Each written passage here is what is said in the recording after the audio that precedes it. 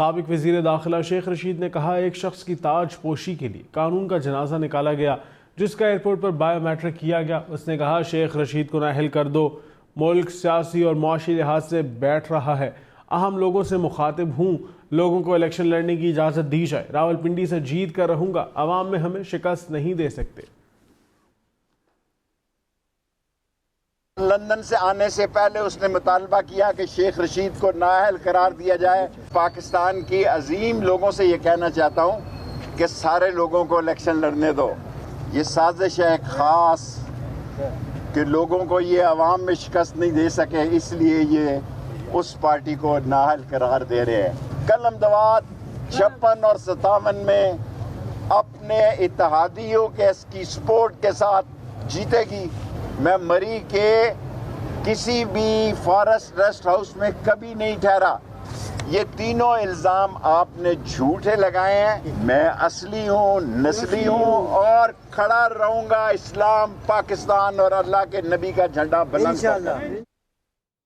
سابق وزیر داخلہ شیخ رشید نے کہا ایک شخص کی تاج پوشی کے لیے قانون کا جنازہ نکالا گیا جس کا ایئرپورٹ پر بایو میٹرک کیا گیا۔ اس نے کہا شیخ رشید کو نااہل کر دو، ملک سیاسی اور معاشی لحاظ سے بیٹھ رہا ہے، اہم لوگوں سے مخاطب ہوں، لوگوں کو الیکشن لڑنے کی اجازت دی جائے، راولپنڈی سے جیت کر رہوں گا، عوام میں ہمیں شکست نہیں دے سکتے۔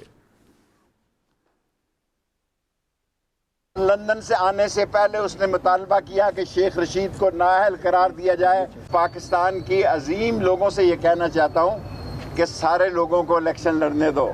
یہ سازش ہے خاص کہ لوگوں کو یہ عوام میں شکست نہیں دے سکے، اس لیے یہ اس پارٹی کو نااہل قرار دے رہے ہیں۔ کل امدواد 56 اور 57 میں اپنے اتحادیوں کی سپورٹ کے ساتھ جیتے گی۔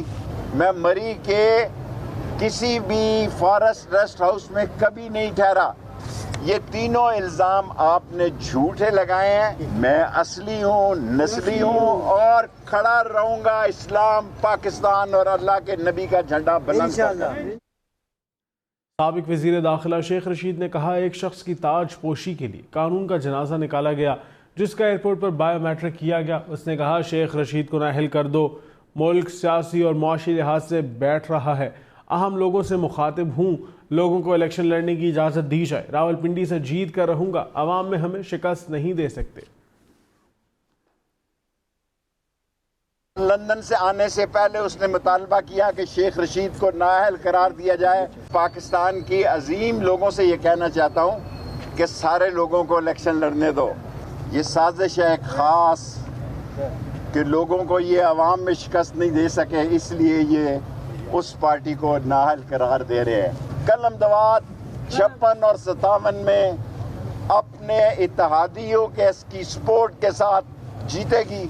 میں مری کے کسی بھی فارسٹ ریسٹ ہاؤس میں کبھی نہیں ٹھہرا۔